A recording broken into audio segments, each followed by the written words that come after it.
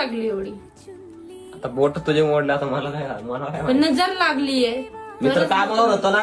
मग पोरी बघितली नाही वाटतं कोणती? पक्का? मग कॅमेराच लावायला सांगते आता पप्पाला. कोण बघणार आहे रे मला कामावर असल्यावरती? स्वतःच बोलतात. काय दुकानाच्या बाहेर येऊन थांबतात पोरी. फॅन लोक असते. मास्क लावायचा. हो समजलं? हो. नाही तर मी मारेन तुम्हाला. मला